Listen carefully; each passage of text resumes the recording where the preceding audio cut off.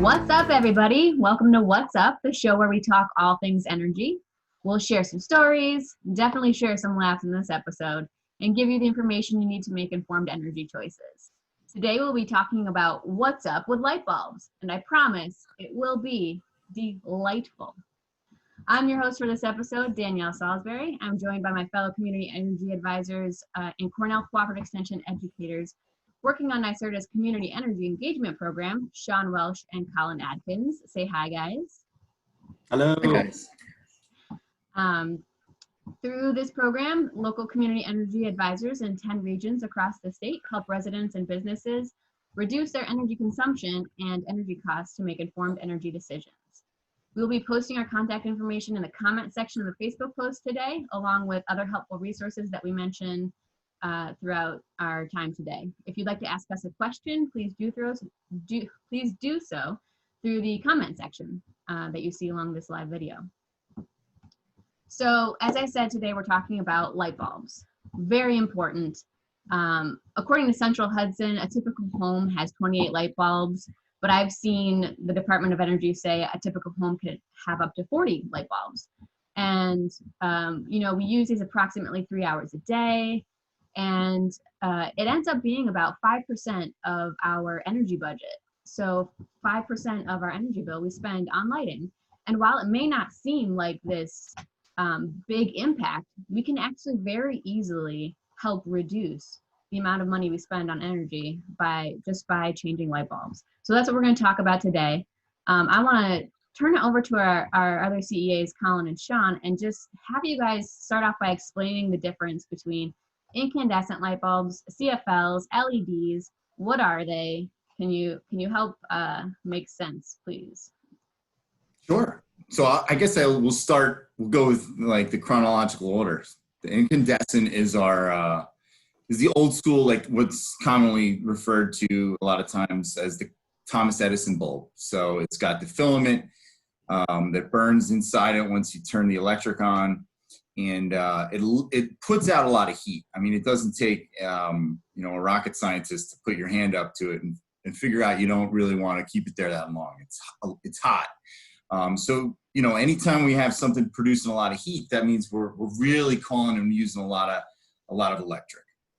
So an incandescent bulb has served its historical purpose, but now we've kind of moved on. Hopefully, we're trying to encourage a lot of households and folks to move on to compact fluorescent CFLs, or best case scenario, LEDs, which are light emitting diodes. And I will just continue. A compact fluorescent is basically, it's the fluorescent bulb technology that you see in a lot of like office buildings. It's kind of shrunk down. They are more efficient bulb, but it's a shrunk down technology to use in most applications now. But there are a little more energy efficient, but there are some environmental concerns with those, right, Colin? We have trace amounts of mercury in these bulbs, and there's actually guidelines. The EPA recommends when you break one or you have to dispose of them, some precautions to take to sweep them up properly. You want to go cardboard to cardboard in most situations, so use like a piece of cardboard to sweep it onto another cardboard to not contaminate a broom or a dustpan, and then throw it out, because especially with little ones in the home or pets, you want to keep that mercury, taken care of properly. Yeah, that's right. I mean, that's sort of the main gripe people have with the compact fluorescents. They are more efficient than incandescents for sure, and they have some advantages, but they are a little bit more harmful, and there's some extra considerations you need to be aware of. Make sure that if a compact fluorescent bulb breaks, have pets and especially children, people leave the room. Actually try to air out the room for like 5 to 10 minutes by opening a window or a door. Shut off, a forced air system if you have a forced air system, and then try to collect that material that broke using like a stiff piece of paper or cardboard, even sticky tape for those little tiny pieces that get stuck or in carpets or something. Yeah. Put that all in an air sealed bag, and then you call. If you don't know where you can take this type of hazardous waste, you can call your local health department and find out where to take it. And I wanted to add a point to what Sean was mentioning.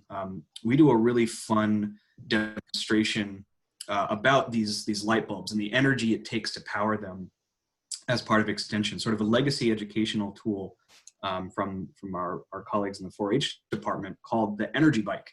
And it's a really fun thing that we get to take to the fairs and have kids jump on the bike, and it actually pedals a small generator that creates electricity, and you can feel the difference in powering a 60-watt bulb or a 100-watt bulb, or the compact fluorescent, which is like some 15 watts, and then an LED, which is like less than 10 watts. And it's really fun to see them kind of get going and pedal as hard as they can to try to light up as many bulbs as they can. And what I also have here, if you guys would like, is a little demonstrational video when we did this at the office, actually. I will share real quick this video where the bike, There's bananas in it too, bananas and see, the bike is powering a blender. Oh, it's hard. Keep looking back. If you're tired, go get your There's bananas in it.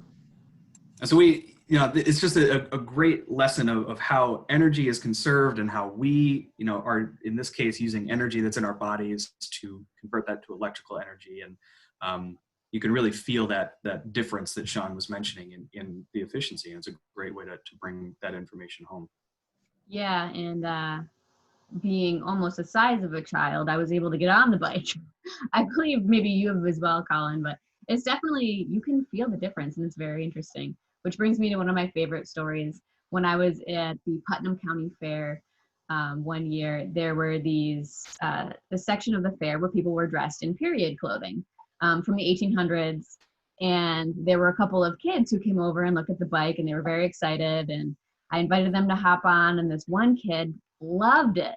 He loved, trying to make it power the LED light bulb, which was, the easiest, and then trying to power the incandescent, and then trying to power all three. And we just have this photo of him where he is on this bike elated in period garb, like 1800s, and his face is, he looks so amazed that he's lighting light bulbs. So it's just really adorable. A lot of fun. And I have a question for both of you. Definitely not a joke, a real question. How do you pick the best light bulbs? Oh, like you go into a store and you got a wall of choices, right? Or you're just kind of popping into a corner drugstore because you got a light out. Where do you go to figure this stuff out, right? Is that the question? Well, yeah, I would just say, there's so many different options. How would you pick the best option? Well, I'd like to just begin by the Energy Star label is very important to when I'm looking for a good LED bulb. There are some that aren't Energy Star rated that you'll find in the marketplace, of course, and they haven't met those federal guidelines to meet the Energy Star kind of label requirements. So I would say first thing first is look for the Energy Star label. That way you're getting a top quality bulb. Because if you're those extra couple bucks on an LED light, you want a good one. And then would you say you could choose by using the process of illumination? Oh, that was a bad one. That was a good slip in there. I love it. Well, yeah, you need to consider what you're looking for, though. What the application is, where you're putting the light, what type of light you would like, because now instead of watts, being the kind of determining factor of what we're looking for in a bulb, bulbs have started to become measured by lumens. So lumens is a measurement of the type of light that you're going to get, how bright, or it's a scale of like soft yellow to bright white, and where you're going to fall in on that kind of spectrum of color is important for a lot of different applications. So if you're going to be reading or do some task lighting, as opposed to maybe it's in the kitchen. Oh, great. Yeah, so I found this thanks to Colin, I found this lighting facts, what you would see on the back of a light bulb container, and exactly what you were talking about, Sean. You can see how, it talks about lumens, and down here it actually talks about watts too, and then the lighting appearance, warm versus cool. And then it even talks about an energy cost savings. This specifically is for a CFL, so not the most energy efficient LED, but not the most, not the least inefficient, which is the incandescent. Right. I'm also noticing how the lifespan is an important one.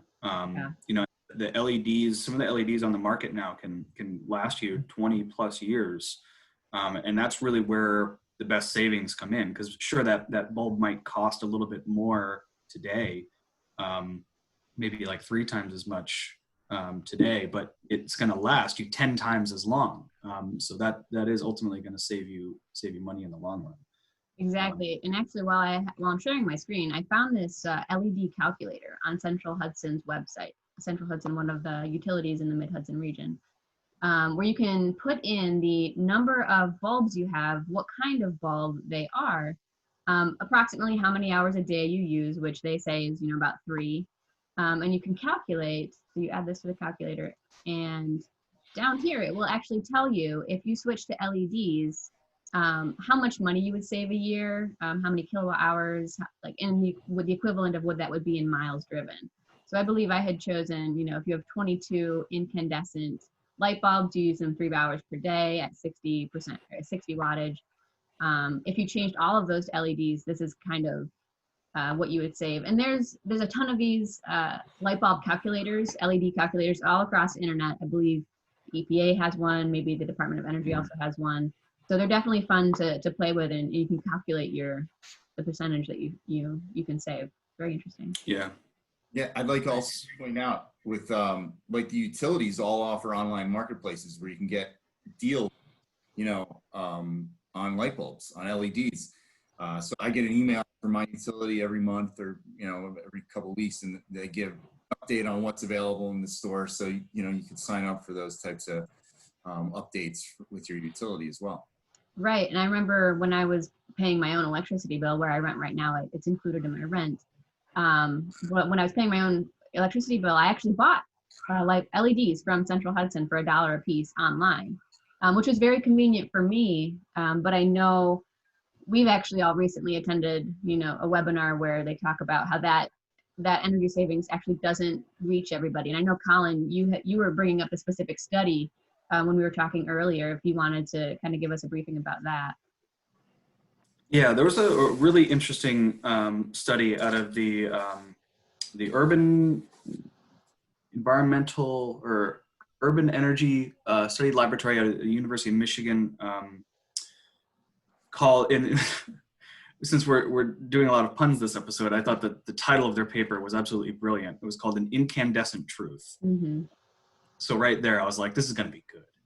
Yeah, and definitely. The researcher goes on to explain how there's a lot of deals in the big box stores that are kind of subsidized by the utilities to make LED and efficient bulbs cheaper and to make them a cost comparable choice. But unfortunately, sometimes these small corner grocery stores or corner drug stores in low-income areas are not sort of included in that. So these stores that may be right there in the heart of low-income areas that could benefit the most from a switch in their light bulbs, the price is still like 10 times as high for LED bulbs compared to incandescents.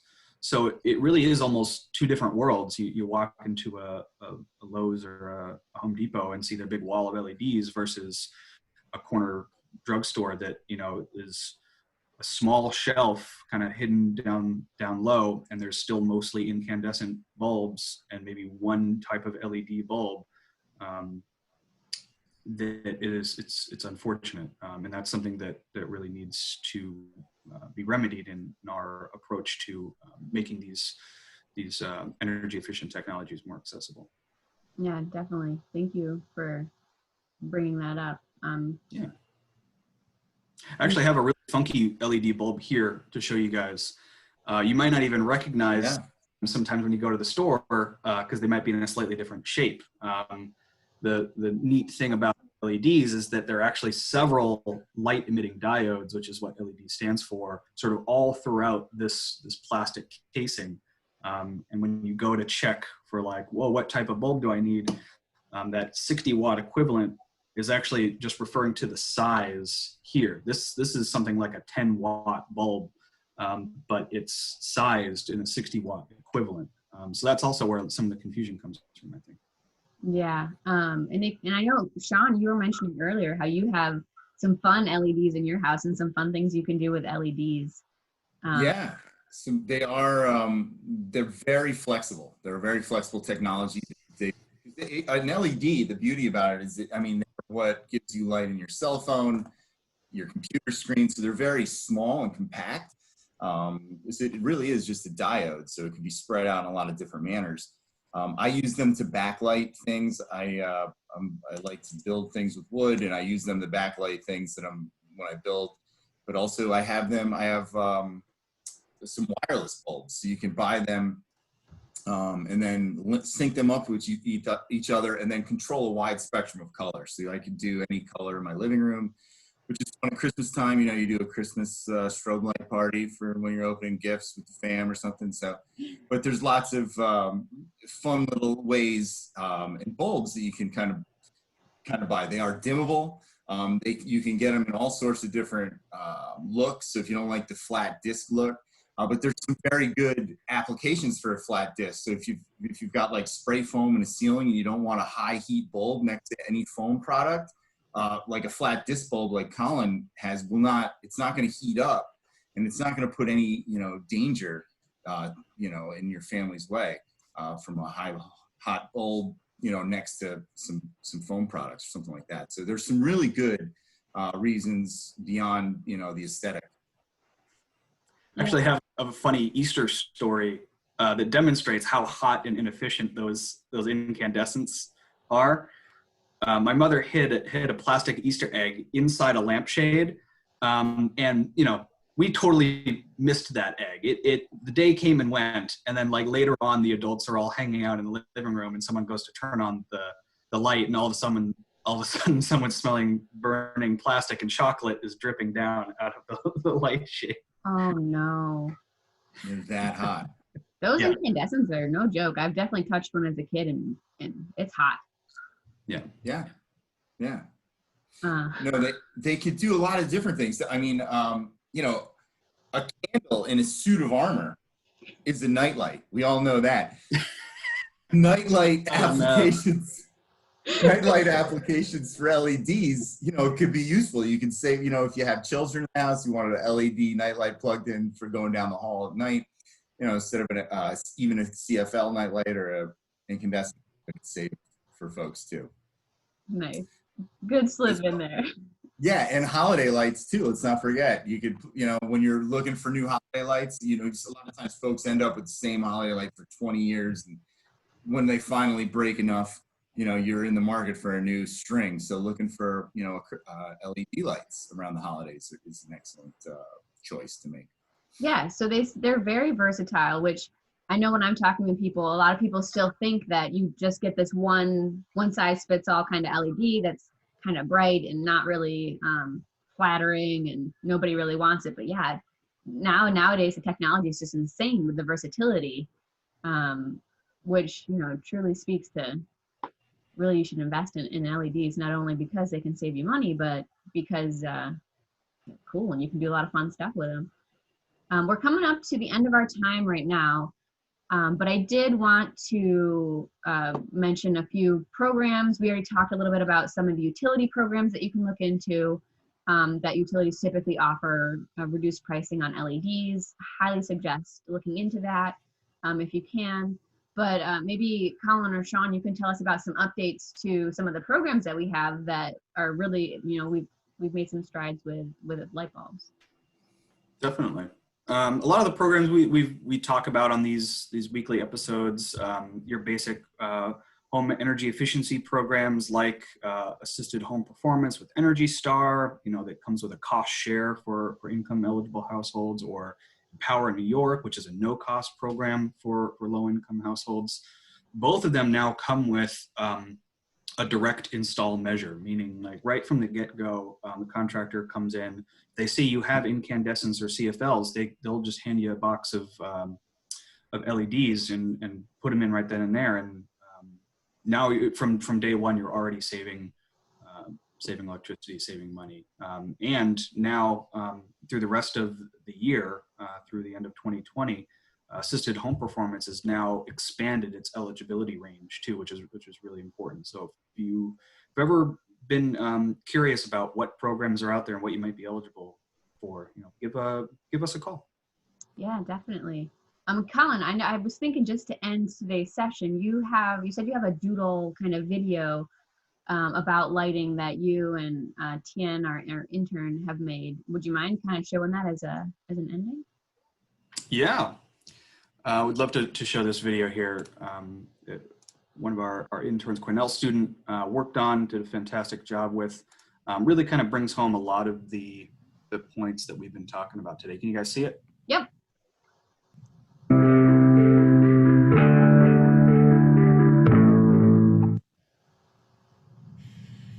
If you ever wanted to save money on your electric bill, a great place to start is checking the light bulbs that you use in your home. According to the U.S. Department of Energy, compact fluorescents, or CFLs, and traditional incandescent bulbs waste between 80 and 90% of energy in the form of heat. All that wasted heat is energy you are still paying for. If you want to make sure you're not wasting money trying to heat your house with your light bulbs, try turning your light on for 30 minutes to an hour and gently move your hand closer to the light bulb. If you feel a lot of heat coming out, you might want to consider upgrading your light bulbs. Light-emitting diodes, or LED bulbs, are a cost-competitive alternative to CFL and incandescent bulbs, especially over the bulb's lifetime, which can be up to 25 years with some LED bulbs.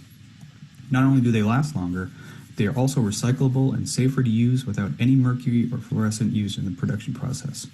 Look for LED bulbs with Energy Star certification label and start saving money on your utility bill while contributing to a cleaner, greener planet. Perfect. Yeah. Great. Oh, and maybe soon, once the restrictions are lifted a little bit, you guys can come over and we'll have a light bulb party. Oh, It's yeah? gonna be lit.